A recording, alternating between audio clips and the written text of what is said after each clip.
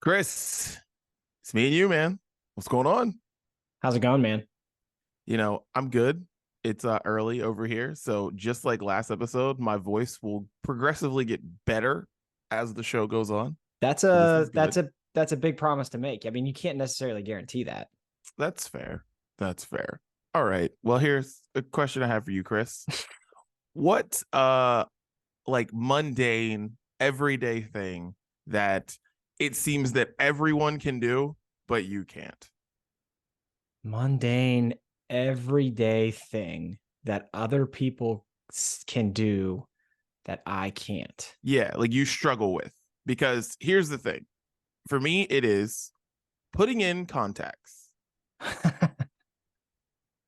I, for the life of me, cannot do it without like cursing myself out in the mirror, without dropping them constantly, without just failing all the time. It takes like 20 minutes to put contacts in. Granted, I will tell you, I don't put contacts in every day, but I do like at least like 3 days a week or 4 days a week, and I just can't do it. And it's the most frustrating thing watching my wife just go in and go, all right, see you tomorrow.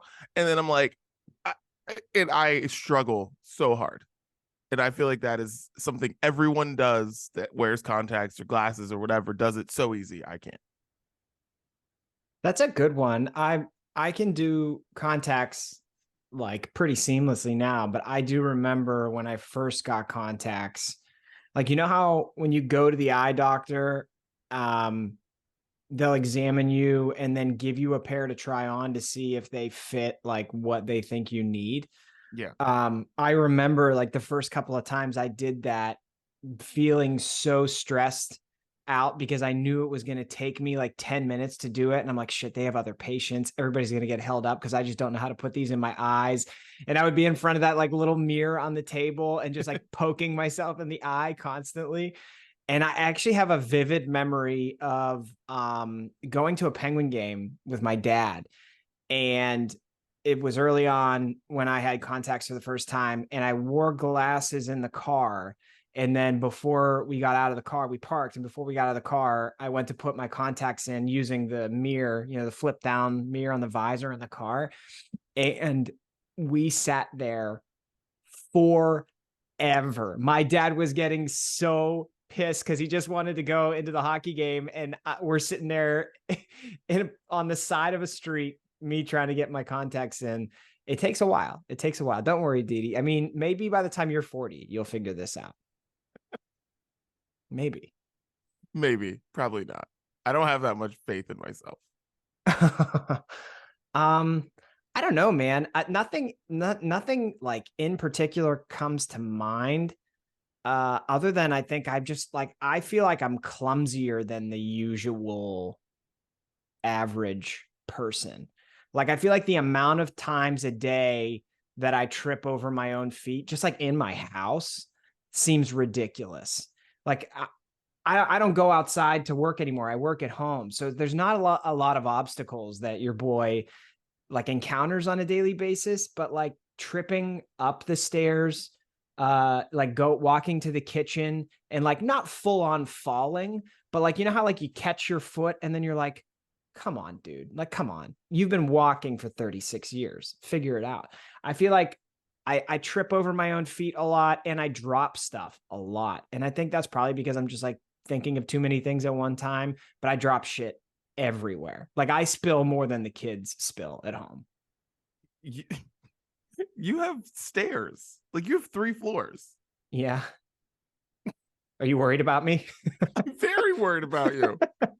I'm very worried about you to see you in the morning. It's like I find out what happens with you in the morning on Instagram, and I don't want you to be like, guys, this is the day I'm taking off because I tripped down the stairs. And not like your normal trip down the stairs. This one I just lost it. Yeah, the chiropractor can't fix this one. Yeah. Well, welcome to the Brunch Breakdown. Didi out here in Los Angeles, and Chris is in Pittsburgh. Dan is on a road trip Yeah, I forget where he's going. somewhere like north. I Like feel like is it New York somewhere? I think so. He's Yeah, I probably in don't really like know. South Carolina. What do we know? What do we know? And geography, not my strong suit, especially definitely not my strong suit. All right, well, today we're going to be talking a lot of football things. We're going to tell you how to watch football when you have multiple kids. We're going to talk about these football documentaries. There's even more that are coming out. We're going to talk about a couple of them: Johnny Football and the quarterback series on Netflix. Chiropractor, can't wait to talk about that. And music, beer, whatever else we all talk about on the Brunch Breakdown. And Chris, giving it to you, where can you find the Brunch Breakdown? This is how I do it. Go on Google, type in Brunch Breakdown podcast. Boom. And that's it. That's how we do it. Everything is right there. It's an amazing website. Yes, it really is. Google.com. This is not sponsored. Google.com. If you don't know about Google, if you're looking for some exposure, we'll take you up on it. That'd be hilarious. Google just started doing like podcast ads. Like Google.com. Find what you need. This episode of the Brunch Breakdown is brought to you by Google.com. Have you heard of it? Still the same. Type in a word, figure it out. Gotta love it.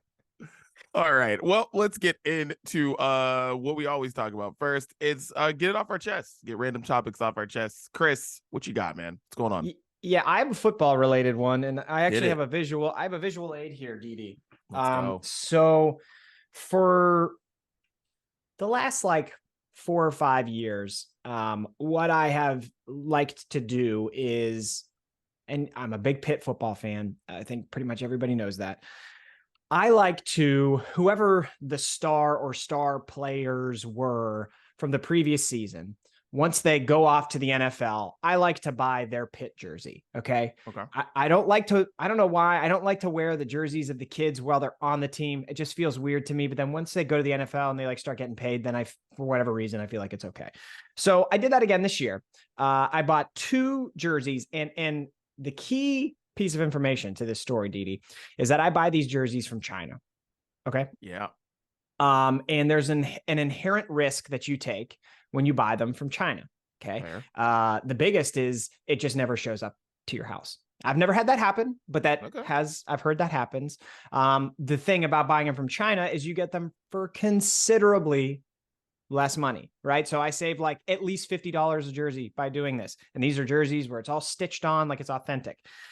So both of my jerseys arrived. One was Kalijah Kancey, first round draft pick, perfect condition. The other one that I got, I should have seen this coming. I got Israel Abanikanda. Okay. It's a lot of syllables. It's a lot. And I should have an inherent risk, in addition to not having the jersey show up, is that you order a really complicated name and it's not spelled correctly. That says Abanikanda, not Abanikanda. If you're not watching, you can go and look. That AD is supposed to be AB, as in boy, did they screw up this jersey. So piece of information. I do recommend, this is the first time I've had a problem ordering them from China. Okay. This is probably like the 10th jersey I've done that. And what I would recommend if you're trying to go this route, just like have an idea of a shop or a friend or a family member who has a sewing machine. Okay. Luckily, I know a gal pretty close to my heart that knows her way around a sewing machine. Hi, Mom. I have a new project for you. Because if this happens, you can't send it back. You can't return it. You can't ask for like, hey, can you fix this?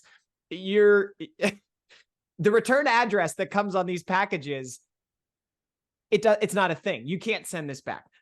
So yeah, I do recommend going this route, but this is something that could happen. And if you go this route to buy a jersey, just make sure you know a seamstress or a tailoring shop of some sort, because I'm not going to be able to wear that week 1, DD. We're gonna need a little bit of an adjustment here. Oh boy, yeah, the China jersey game. It's always interesting. It just is. made very famous in the mid 2000s on eBay, because there are a lot of Roethlisberger jerseys that just were spelled wrong in Morgantown at that time. And like also the lettering just like kind of going up and down. It was kind of taking you on a journey. And like because that's, I think that might be the biggest problem with the jerseys from China, is that like the longer the name, the more interesting the ride gets on the back. Like, because it just feels like the letters just start going different ways, or they're spelled wrong. Yeah. Like just some missing things going on there. One other problem I've run into is the color of the jersey can be slightly off. So this year I said, like, make sure it is true royal blue. I put that in the comments. I ordered a Kenny Pickett jersey a couple years ago that's like just slightly light. You know what I mean? Like it's more towards baby blue than it is royal blue. So listen, you're saving a lot of money, but you're kind of like playing roulette at the same time. But listen, you're getting a bootleg jersey, so you can't expect it to be perfect. Yeah. You know? But I think you should still wear the jersey that you have. I don't think you should get it changed. I really think you should wear it. I like it. I think you should wear it. Or I could just go the real Yinz route and just put duct tape over it and write it out correctly. I see no problem. Yeah. I see no problem. And also it gives you, here's another thing. It gives you a chance to, like, if you get really frustrated with Pitt over the next like year or so, it gives you a chance to do the true sports fan thing where you duct tape the whole name and then write "Fire Narduzzi." Yeah. There's always that opportunity. Yeah. So like you have that with this jersey that is now, you don't know what to do with it. I suppose it's one of a kind. So it is. Nobody else has this jersey. Something to be said. Did you tweet at him? Did you send it and tweet at him? Oh, I tweeted it. Yeah. I'm getting a lot of, oh my God, that sucks. Oh my God, I'm so sorry. It's not that big of a deal. I only paid $30, Oh, that's not bad. If you only pay $30 and it comes over screwed up, it's okay. That's not bad. What's going on in your life, Didi? All right. Well, in my life right now, I just want to say, this could come back and haunt me. So I hope it doesn't. But tropical storms are something, getting remnants of tropical storms is something that happens on the East Coast all the time, right? Always do. This happens a lot, right? Here, first one, 80 years is happening actually right now. So if my connection's a little sloppy, letting you know there's some wind going on.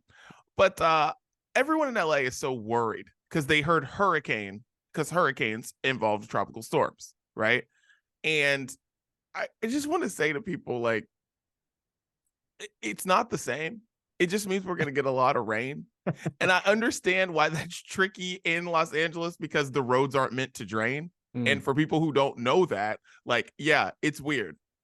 Like here in Southern California where it doesn't rain, the roads are not meant to drain. So the water just piles up. Even if you get like, just a hard rain one night, it's like feels like you're driving through a flood. It's weird. So I get why people are worried about it, but also Los Angeles isn't going to get blown away. And that's how people are acting. And I just want people to know that, like, it's going to be fine. Like, it's going to be fine. Just we're getting remnants of a tropical storm for the first time in 80 years. We're supposed to get like 3 inches of rain in like one day. That's a lot of rain. That's a lot of rain for anywhere. It is. No, it's a lot of rain. It's a lot of rain, but I'm like, we'll get through it, guys. It's going to be fine.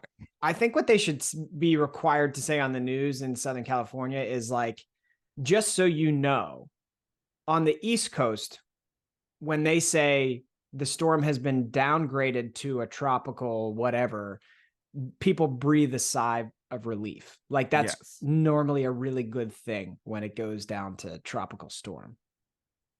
Yes. And that's what I've been trying to say to people, but no one listens. No one cares. You need a larger platform out there, Didi. Dude, you should be the weatherman. Because you have like that, you have that real East Coast experience. You know what I mean? That's another thing too, is the weather people, because like precipitation doesn't happen. So this is their chance. This is their moment. That's true. It's probably so boring for them. They're like, it's going Yeah. to be beautiful again today. Yeah. Like this is their moment to talk about all the things that they never get to talk about. Yeah. This is it right here. Wow. And it's been a lot this week. I'm just like, guys, it's going to be inconvenience for a little bit, but like no one's going to be making movies about the tropical storm that touched LA for the first time in 80 years, starring The Rock. It's not going to happen. Like buildings falling over. Yeah. It's ridiculous, but that's what I had to get off my chest. And now let's get into Brews Day. What are you sipping on, Chris? What you got? Yeah, so I'm not sipping on beer right now because it's 9:27 local time here in Pittsburgh. But I did have one yesterday while I was watching the Steeler game. This one is called Splash Pad with some cool can art, as you can see here. It's from the Brewing Project, which, wait, let me look. I looked up because I couldn't remember where it's from. Eau Claire, Wisconsin. So clearly I picked this up when I was in Wisconsin last. It's a triple IPA. Didi, the most interesting thing about this beer is this is the first triple IPA I've had in at least a year. Okay. And ya boy shouldn't be drinking triple IPAs anymore. That's all I got to say. I was feeling a little bit loopy yesterday when I was drinking this beer. And I was it was a painful realization to where I've fallen in terms of my alcohol tolerance. Okay. It's not like the days of going to Mardi Gras, my friend. We have fallen off a cliff here. This is 9.8% ABV. I really enjoyed it, but I shouldn't be drinking triple IPAs anymore. Triple IPA? Yeah, not double. My friend. Not single, not double. We're talking triple. My friend, like Chris Gates Fitness. You should know better. Why do you bring my career up every time I make an unhealthy choice, DD? It's not even about you making unhealthy. This is actually not about you making an unhealthy choice. This is about you not preparing. So would you tell people who don't lift weights to just go out there and like, all right, don't stretch, like don't warm up, don't get your body ready. You know what I mean? Yeah. This is something you tell your clients probably weekly, like probably like every day you're saying this, like, hey, I know you got a little pain, so you got to do stretch, you got to do whatever. Like, come on, man. You got to do the same thing with beer. You can't just jump in to a triple IPA. Like, I know better. When I see double or triple, I'm like, nah, can't do it. Can't do it. Can't do it. I'm not mentally prepared for that. Like, that's at the end. Like, I could do that when I'm on vacation after getting my body ready. You know? Yeah. Ooh. Yeah, boy, don't I know it now. Everything you said is 100% correct, Didi. Oh, gosh. Boy, well, was it good, though? Oh, it's delicious. Nice. And the thing about a 9.8er is that the more you drink it, the better it tastes. You know? That's true. Splash Pad. Love the name. Love the can. Shouts to Wisconsin. Amen. What about you? All right. So there is this little brewery not next to my house. It's probably like 10 minutes away. It's actually where I used to live. It is called Lawless Brewing, and they have this really cool spot, this really cool brewery that's just like little spot. It's cool, and they have these little festivals outside.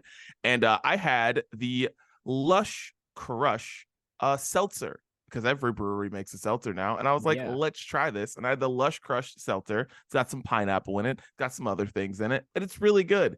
And I gotta say, a lot of brewery seltzers, not all that great, because I feel like it's something that they just can make because they make lots of things. So they're like, hey, well, I mean, people like seltzers, gotta make them. And they're not really that good. This one, pretty damn good. So Lawless Brewing, and I know you can probably only get it there. You can buy it to go there, but I don't think it's like, you know, widely distributed even in the area. So anyways, Lawless Brewing, I really like the place. I really, you know, I root for my little engines that can, my little breweries around, because I swear to God, it's like, the place feels like, you know, somebody was just like, hey, let's make some beer. Then it was good. They got like an investor and they opened up like this place, and that's it. And yeah, it's kind of cool. So Nice. shouts to Lawless Brewing and the Lush Crush Seltzer. So with pineapple, Daniel Dudley special. Come on. I don't really drink anything without pineapple. Like, come on. By the way, did you know that pineapple is like it's like an indicator that you're a swinger? I just discovered this. It's my summer of pineapple, and I even bought pineapple swim trunks. And then Katie was like the other day, she's like, "Do you know that that's like a signal for other swinger couples?" And I said, "No," but now I feel kind of awkward about all the pineapple stuff I've been putting out on social media lately. Well, I only know that. I want to know some of the looks you get when you're at the lake wearing them pineapple pants, man. But no, that's one of the jokes on How I Met Your Mother. That's the reason they use the pineapple. He can't find the girl, but he knows he slept with somebody, and it's like the pineapple thing, and because it ends up being the girl from Wonder Years, I think. Yeah, but yeah, that's one of the jokes on How I Met Your Mother. So if you go back and watch one of the pineapple episodes, which there are several, you'll get the joke now. I had no idea. So there you go. But yeah, look at you out here swinging, letting it out. What can I say, man? What can I say? See you. Well, Chris, cheers. Cheers, my friend. Cheers to the beers that we've already drank and to the beers that we will drink in the future. Absolutely. Yeah, I'm currently Don Francisco's Hawaiian hazelnut coffee is what I'm drinking right now currently. There you go. And I have a little bit of water with some electrolytes. Oh, okay. All right. I like it. Well, that's what we're drinking. And speaking of beers we'll drink in the future, let's talk about sports. Yes. We both have children. Chris, you have another one on the way. Yes, sir. Get excited. So football season is going to be interesting for you because you're on baby watch right now. So, Chris, why did you think of this? How to watch sports with multiple children? Well, for a number of reasons. One, like you said, top of mind, we got a baby coming in a couple of weeks here. And it's going to be our third, which means we're outnumbered. Okay. So previously, like having one kid is so easy, right? So easy. It's the best. It's honestly the best. People freak out about one kid because it's your first. And then like once you have two and then three, you're like, one kid was the easiest shit I've ever done. So when you have one kid, it's easy. You want to watch a game, there's enough bodies to watch the kid. Two kids, at least in the early going, like you got the older one who needs to be occupied, but the younger one still isn't doing all that much, right? So you could watch the game, just hold the baby, whatever. When you get to three, this is where my worry comes in because we have two kids now that want to play all day, which is awesome. But like, it's football season. Okay. So let's figure this shit out. And then we got a third coming, but like, I can't just be holding the baby and then my wife who just gave birth is going to run around and chase the other two. No, that's not going to happen. Right. So there needs to be some strategies involved. I feel like this could be helpful for me to have this conversation with you and also for the listeners that plan on having a family someday, some strategies that we can share to help you watch the game that you want to watch and still like manage your family and not get divorced at the end of the day. You know, I am learning this now because you mentioned outnumbered. And here's one thing you're going to learn in the next month, right? Is that you're not really outnumbered until movement starts. Mm-hmm. Okay. So like you'll be like, oh, okay, I'm not. You'll think you're outnumbered, but you don't know you're outnumbered until there's 3 people moving in your house. Yeah, that makes sense. Like because Mayhem is not walking, but she's the best crawler out of all of them. Which makes me think she's going to be like, she's definitely going to be the last walker. I thought you were going to say that she's definitely going to be an Olympian. Oh, actually, I have my thoughts on that, but that's for another day. I have my thoughts. I have my thoughts on that, but I try not to get too carried away about what kid's going to be an athlete. And I feel like she's the one, by the way. I feel like she's the one. There's reasons why I really feel like she's the one. But anyways, but yeah, and that now we feel outnumbered, but that wasn't until a couple months ago. Gotcha. So here's the first tip. when it comes to watching sports with multiple children. You have to plan and have them occupied at least an hour before the game starts. Okay. So you can't just be like, boom, we're going to do this at what I would say 10 o'clock, 10 a.m. You would say 1 o'clock because Steelers are on or whatever, or Pitt's on at noon or however you're going to do it. You got to have them doing something before the game starts. You can't just cut it cold turkey. You can't just turn off Bluey at noon and say, that's what we're going to do. Because that's how you get chaos in your house. That's it. Because every kid naps different. So you can't like, I've been lucky enough to be able to plan things around napping, but that's now changing because I have an almost 5-year-old, and during football season, she will be 5. And like naps are kind of, you never know. So you got to give them an activity before the game starts. Like before. That makes sense. Because there's so much like, even with the activity itself, like there's a lot of oftentimes like setup that you have to do to like get the kid in a place where they can do the activity and then have the activity set up for them. And you don't want to be doing that while they're kicking the ball off. Right. So yeah. Okay. That makes a lot of sense. Now I've always heard like there's like window of opportunity, right? Okay. I listened to a college football podcast called The Solid Verbal, and they do this segment every week where they say like, what's the window of opportunity to watch games that like you want to make sure you're in front of the TV. And then there's like, and that's normally when the best games are happening. Outside of that, the games are kind of crappy. You're not going to be bummed if you miss them. And so like, I'm trying to identify those windows of opportunity now.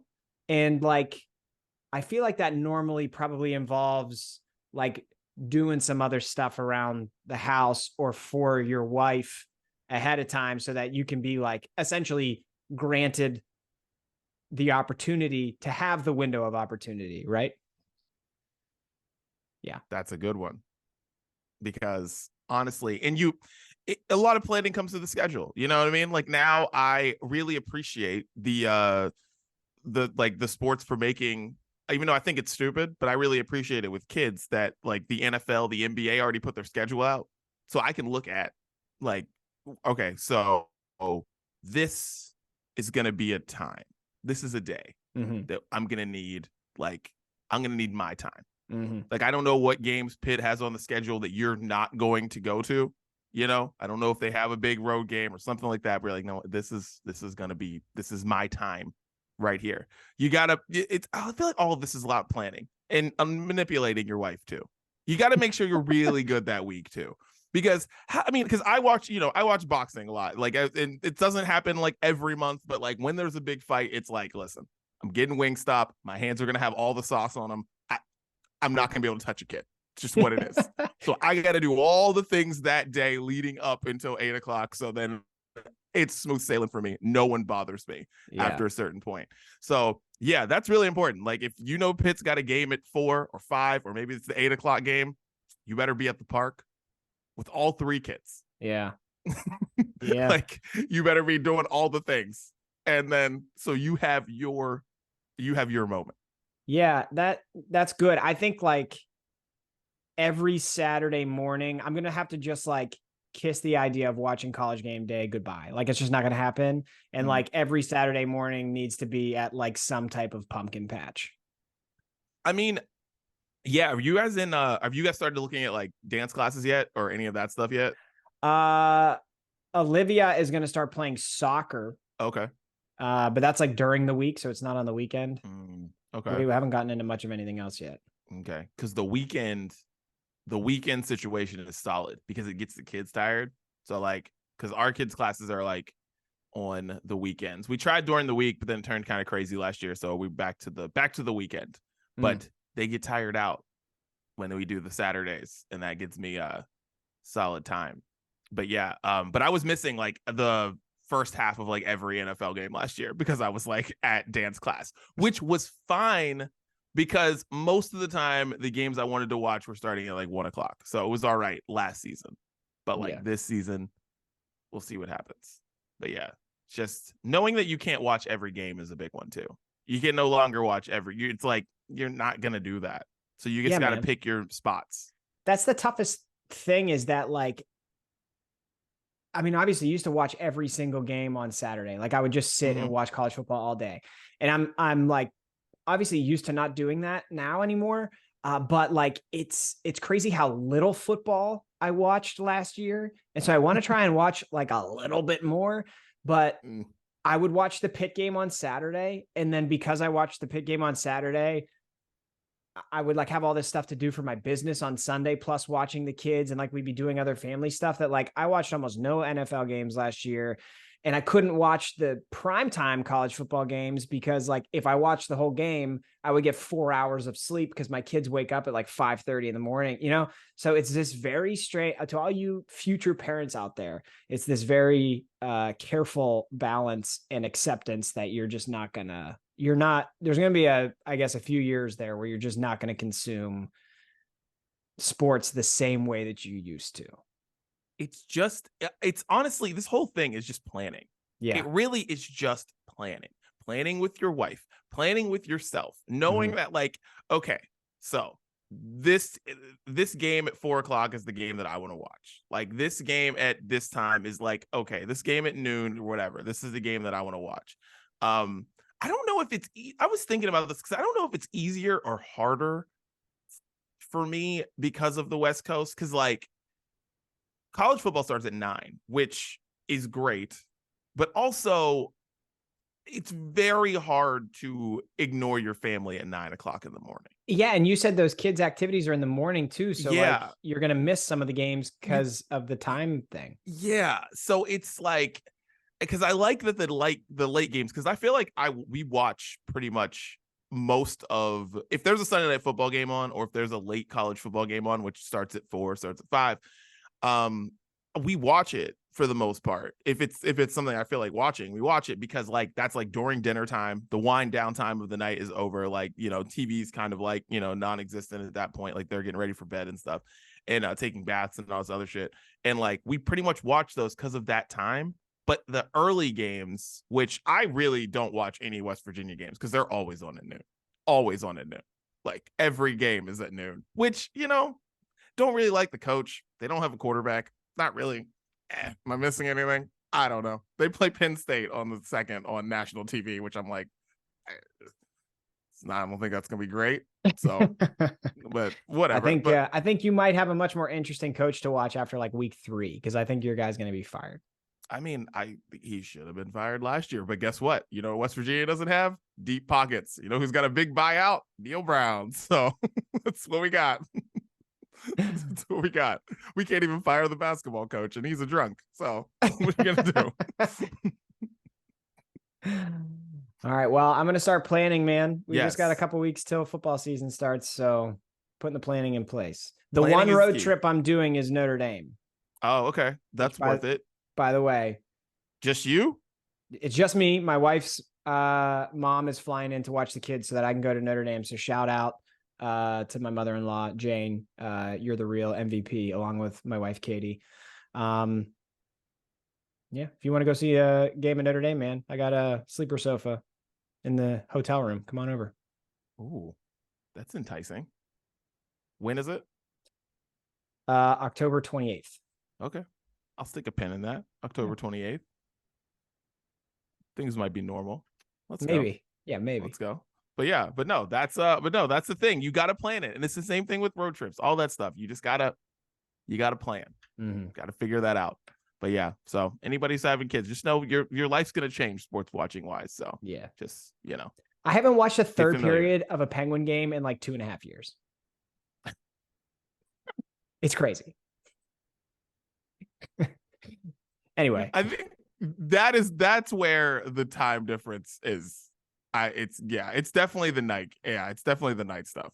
Cause because I feel like I watch more hockey now than I did when I was when I was covering hockey. So oh man.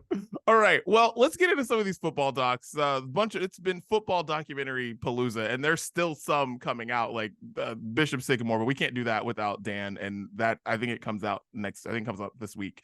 And I can't wait to. I can't wait. I just can't wait because I've been told by somebody who saw it that it's even crazier than anything that we read over the past 2 years. So I can't wait. Isn't it called BS High or something? Yeah, like it's called BS High. And I heard the story is even like it's what we know is like the surface, and it's not even close. So I can't wait, man. Yeah, I can't wait. All right, so Johnny Football. Let's start with that one. Netflix Untold has a series called Untold where they do all this untold sports stories, even though they're told. I don't know. Anyways, it's called Untold. Johnny Football, Johnny Manziel. What'd you think, Chris? Did you enjoy this? Did you like this? How'd you feel? Yeah, I liked it. I really did like it. I'll tell you this. I think like if you're doing a sports documentary though, like any sports documentary, I really think unless it's like Hard Knocks, you're not really doing the sports documentary for like the wide audience that any casual person will just tune in for. Like I really don't think for the most part that's what sports documentaries are for. They're for the psychopaths who are like obsessed with the sport that want to learn even more about it than they already knew. And so the thing that rubbed me the wrong way about the Johnny Manziel Untold doc is that like it was barely over an hour long. It was like an hour and 15 minutes long. And like he was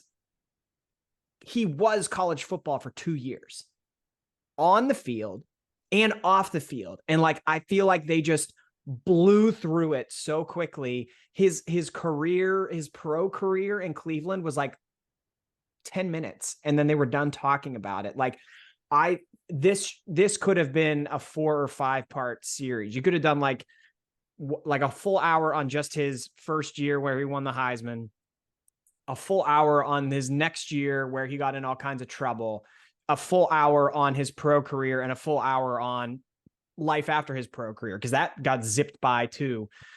It wasn't long enough. It was not long enough.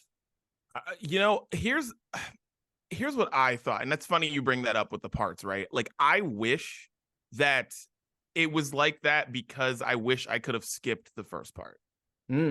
Because I just felt like, you remember we talked about the Anne Wan documentary and they talked about the dudes who made the shoes for like, it felt like 45 minutes of the hour. Yeah. And you're just like, what the hell are we doing here? Yeah. That's how I felt watching this. Cause I'm like, I kind of bitch at documentaries sometimes because they don't let you know how big somebody was. Right. So I respect it, but also like, I feel like with this Untold series, you are a sports fan. It is a sports documentary. You go to it for sports stories. So you already know how good he was. I was way more interested in learning about the inside stuff with Johnny Manziel because he's such a, like, how did this kid that seemingly had everything going for him just like go completely wrong? And I felt like they didn't. And I just felt like they spent a lot of time showing us how good he was at football and how, he didn't study any plays. And I'm like, no, but I feel like he's more complicated than that. And it just felt, I don't know. It was like, you have Johnny Manziel here. Like, why aren't we talking more about why he was like that is what I felt like. You know what I mean? Why didn't you study any plays? Why didn't you give a fuck? Like, I wanted to know those things, you know? Yeah. I think it would have been interesting to hear more about like the off-field stuff too, where it's like the one part his friend was describing, like, I think that first meeting they had about autographs where a guy was like, I'll give you $3,000 to sign. And he was like blown away by it. And then like at the end of it, some other dude came by and was like, you're getting ripped off. Like I got 30 grand for you. Let's come downstairs. And like, they did that too. And there had to be like hundreds of those meetings that were probably super interesting. And like, maybe some of them were shady and like they, like, I feel like there were more stories like that to tell too. Cause like, yeah, like you said, we saw him play football. We knew how good he was at football and it was still cool to see that. But like, to me, the off field stuff that happened throughout the whole thing is like, we knew some of it, but like, you only knew the details that got out into the press. And like, there probably 90% of the details no one has ever heard. So like, let's get into that more. Yeah. And that's what, cause I was like, I didn't need the breakdown of the Alabama game. I think that was frustrating. That frustrated me a lot. Like If I there's didn't. anything people know about him, it's that game. It's that game. I was Yeah. like, that's when he became a superstar. But I didn't need that, the breakdown of that game. Like I thought, um, Cliff Kingsbury, gotta say, a lot more candid than I thought he'd be. Because I didn't make me like Cliff Kingsbury by him saying he came in the he came to practice, he came to the game hungover, and I was like, better play your ass off. I'm like, I guess that's college football in a nutshell. It's just really fucked up. And we I just all guess. accept it. Because I could not believe that somebody who assumingly will coach again at some point, Cliff Kingsbury, is just saying that. Like, oh yeah. All right. I'm like, that sounds like somebody I'm gonna let coach my children. Great. I just thought it was it was candid. And I mean, that's the reason why you want from something from a documentary like that. So it's good, but it also was just like, I can't believe he said that. Yeah. But that's the stuff that I thought was that's what I thought was interesting. I thought the high school clip when he was like when he talked about his first high school game and the coach called the same play twice, even though they had a penalty. I thought that was cool because, like, I don't know how much Johnny Manziel high school footage anybody's seen. Like, I thought that was cool. So it's just the college stuff was just like, all right, we've seen him. We know he runs around. He's like Brett Favre. We got it. Yeah, I like the high school stuff too. I didn't know that he went to like a very like regimented, almost like militaristic football program. Like I didn't know that at all about him. So it's interesting to see that he went from that. And then by the time he was over with college football, they were like, yeah, everything that he had from high school was just gone and he was off the rails. Yeah. Yeah. But okay. So here's the thing. I'm not telling people not to watch it because you'll probably enjoy it. I enjoyed it, but also was frustrated by it because don't start the doc out with him smoking a joint and then just not really saying anything about it after that or buzzing through it. Then it was just like, he had an addiction. Doc's over. Like, seriously? That's what we're going to do? Because I'm like, I guess my thing was like, there's no redeeming qualities for this guy. It's like, I don't know, like, I don't know. I guess the point wasn't for him to come off like to be likable or anything, but it just didn't make, I don't know, just made me feel like he was an entitled rich kid who just like went off the rails and he's fine now because he was an entitled rich kid. That's it. That I noticed that conflict too, man. I was like, we're trying, like by the end of it, they're like trying to talk about how he's turned a page in his life and he's like gone to a better path, but all the B-roll is him partying. Yeah. He's still drinking beers and smoking and shit, like pool party at his house or whatever. Yeah. Like I do whatever, he can do whatever he wants, but like there was a little bit of a disconnect there. Yeah, it was like this thing where it's like, yeah, everything was like NCAA is bad. This is bad. This, it's this thing's fault. He didn't have any, no one was looking out for him at college and all this stuff. And coming from the, the strict high school background or whatever. And then, but then it was just like, wait, this is like, some of this is like this is your fault. Some of this is your fault. Like, and then also just didn't change. And then his sister even said that. It's just like, I'm like, I don't know. It was complicated, but I guess that's why, you do documentaries. But I just felt like I really wanted a little bit more into his like pro career, like what you were saying. Like I wanted a little bit more into that. You wanted an explanation on why the Browns did that to you.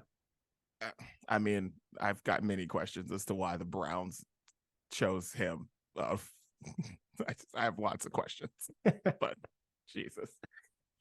Oh God. But yeah, Johnny Football. Listen, I don't know how should we do this? Pieces of bacon?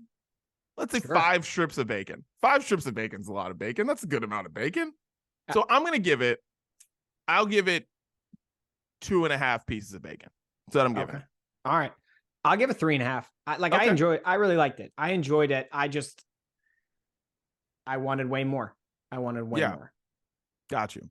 Yeah, I needed more too. And maybe the series format, we'll see.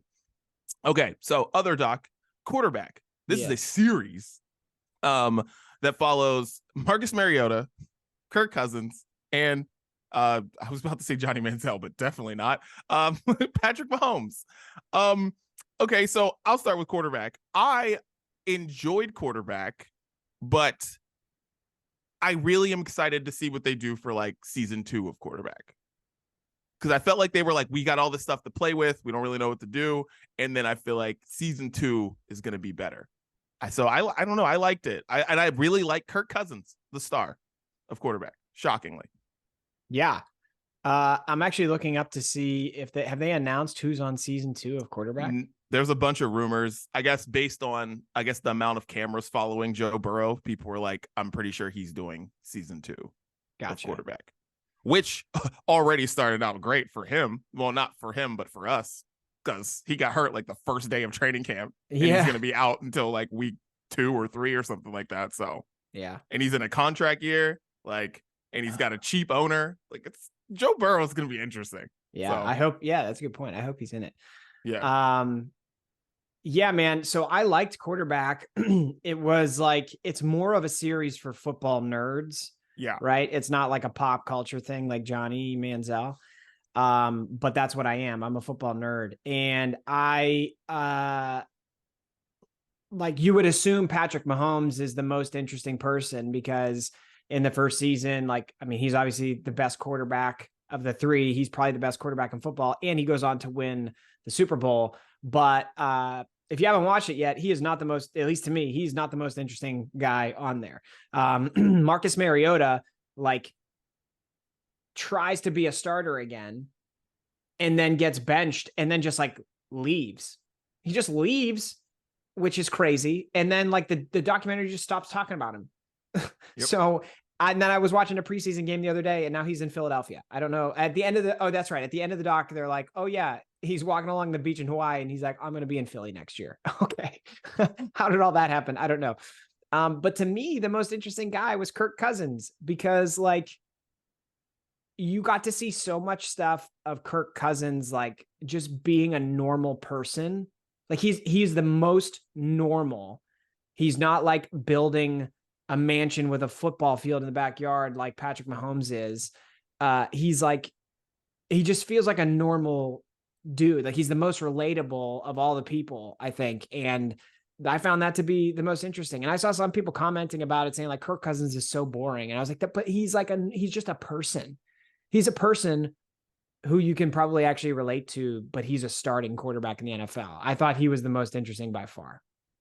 I just wonder when they realized that Marcus Mariota was like, we picked the wrong guy. What a weird pick in the first place. I feel like you could have gotten something. I feel like they really swung for the fences on that. They were like, okay, so let's hope, because they really did get lucky where it was like Kirk Cousins had like this awesome season, but then it ended in the Kirk Cousins fashion. So everything we've always said about Kirk Cousins happened last season, right? It's like great record, great stats, Pro Bowl, out in the first round. No one even thought they'd ever win. Patrick Mahomes won the Super Bowl. And they're like, Marcus Mariota, maybe it's going to be a comeback story. Like if he's good, it's going to be a lot of great highlights. It's going to be like a big deal, but it just didn't happen. And like, it just sucked. So I just wonder when they realized like, fuck, we really messed this up. Why didn't we follow someone else? Yeah, they showed more stuff about him like getting ready for their baby being born than they did about him playing football, because like the football part, he just just didn't work out. Yeah, because and that's one of the reasons why like I thought a lot about like what they're gonna do in like season 2 a lot, because I'm just like, man, it'd be cool to like, because there's quarterbacks like Joe Burrow's a good one, like Justin Fields like would be solid to follow, but also another thing that would make the show better is if it just weren't called quarterback and it were just, I don't know, called another position. Like if this were called wide receiver, I'd have more fun with the show. Because you needed Kirk Cousins, because it was just like Patrick Mahomes' life is so, dude's worth hundreds of millions of dollars at this point. So it's like his life is so different. And then like, you know, him and his wife are interesting, and I don't know if they're all that likable. Like Patrick Mahomes is not interesting. He is not charismatic. He's not that guy. Like I think people think he might be that guy because they see him on commercials, but he's not. But yeah, you needed Kirk because you just needed him to just be, I don't know, just himself. Yeah, you know, I don't know. But he's also very rich too. That's the thing. Kirk has so much money. Oh my God. Much money. Yeah, dude. Like they would split between his house in Minnesota and then like his lake house on Lake Michigan. I'm just like, damn. Yeah. Damn. Yeah. Yeah. It's like it was, but the thing is, I really liked quarterback. I think the first episode threw me off and made me think I was going to hate the show, and I ended up liking it because I just don't need everything that has to do with quarterback to have Peyton Manning a part of it. And I know he's an executive producer on this, but I swear to God, as soon as I hear his voice, I'm like, oh, I don't need Peyton. Like, I just don't. I don't need Peyton to talk about every quarterback. I just don't. I don't.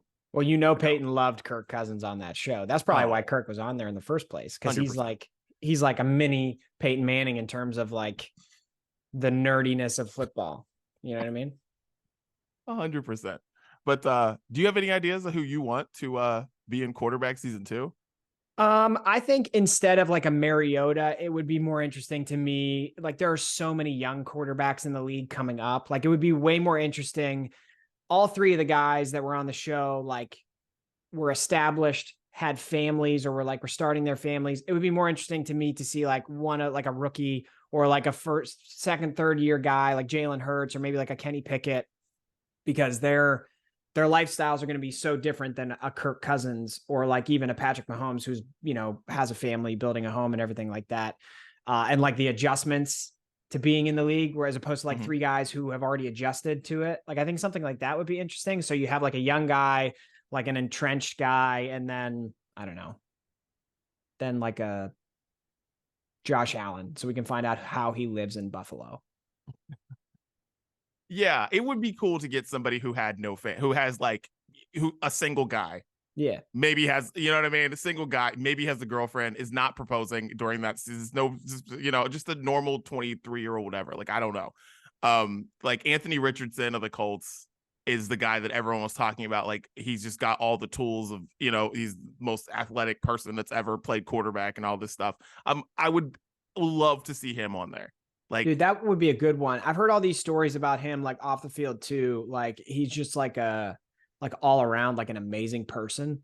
Like, yeah, I read some story about him. Like, he helped the caterers clean up on draft night because like the other draft picks like left a big mess. And he was like, you guys shouldn't have to clean this up. So he like stayed and cleaned up, and they were like, will you please go home? So I think that type of stuff would be interesting off the field. Yeah. And also, like, he changed his number in football because he wore number 15, and he just always did. And then people started calling him AR-15, and he was like, nope, changing the number. Out. Wow. I didn't know. And I was like, wow, it's like crazy for a young person to think that was like, you know, to think of doing that. Yeah. But he was like, nope, not doing it. Nope. Not AR-15, not me. And I found that to be fascinating about him too. It's like, there's a bunch of stories about him. So I'm like, and also people just think he's going to be so great on the field or whatever if he puts it all together. So I think that would be cool too. And yeah, I don't need all the families. I think we need single quarterback this next season. I don't need all the families. I want a different perspective. Like, you know, like, I don't know what Jalen Hurts' marital status is and all that shit, but I'm sure that guy had a hell of an offseason if he's not. So yeah, like a quarterback that lives in a condo, not like multiple houses. There you go. Yeah.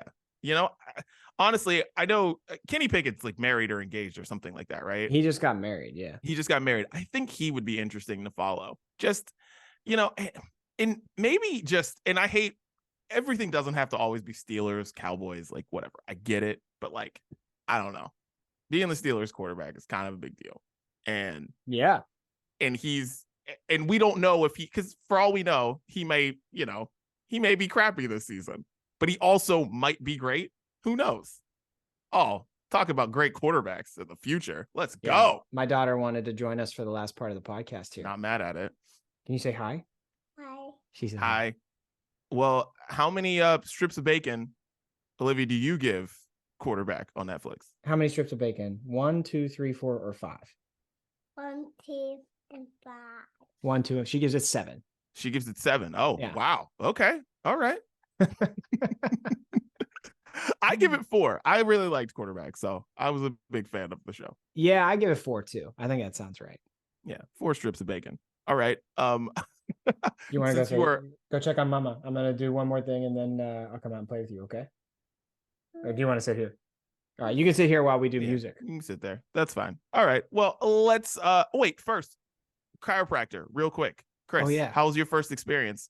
first experiences with the chiropractor, sir? Yeah, well, I've been there twice. I went there for the first one, and then they were like, "You need to come back again." So I came back again. It was good. Like, I feel like it helped. It wasn't like didn't change my life. Like, I didn't have it happen and then like all my pain went away. But I feel like just for somebody that loads his spine with a lot of weight when I lift, like, it's probably a good thing to do. It's very good to do. It's very good to do, my friend. Yeah. And it doesn't just do it over. It's like it's a series of times and going in to check it out. It's great. Do you think it was a good idea, Olivia? Yeah. Yeah, she thinks so. Yes, it's good for the family. Chiropractor. Yeah. All right, well, let's get into music. Chris, what are you listening to, man? I'm woefully underprepared for music this week, so I'm just gonna throw a few out there that I want to listen to, but I haven't. Okay. All right. Magnolia Park put out 2 EPs over the past week. One is called Moon Eater, and one is called Soul Eater. Ooh, okay. And there's a lot of songs. There's like 7 or 8 songs on each of them. So I'm excited to listen to both and find out if I like them. But I've liked basically everything Magnolia Park has put out. So yeah, start with those. Beautiful. All right. Well, I have a theme this week because Usher put out a new song and it's great. It's called Boyfriend and it's awesome. It's so good. And Usher it's just great. But Boyfriend is the first song I'll put on my playlist. I like it. You have to put Usher on the playlist if he ever releases anything. I think we do. I feel like I think he's going to play the Super Bowl, and then it's going to be the ultimate battle of me realizing that I'm no longer. I'm in the people who are like, yep, this is a real artist playing the Super Bowl. Because he's going to play this. I think he's going to play the Super Bowl this year. I think it's going to happen. All right. I heard people wanted Taylor Swift, and then they found out she's going to be in like Tokyo or something. So yeah. She also, apparently she won't play the Super Bowl. Because last year, she won't play the Super Bowl until she's like re-recorded all of her music. And she can profit off of it. Something like that. Sense. But who knows? You screaming. Don't worry. We're almost done. Number 2 for me is a pop punk band named Bearings. Okay. They put out a new album called The Best Part About Being Human, which I'm excited to listen to. Okay. Are you excited to listen to it, Olivia? Yes? No, she's not excited. No. She gives that excited. 0 strips of bacon. All right. Well, since Usher put out a song that I think is going to be that's just great in 2023, let's go back to 2015. Usher, I Don't Mind, featuring Juicy J. Putting that on the playlist. I love that. Let's go. Going back. All right. My last one is from. What do you want to listen to this week?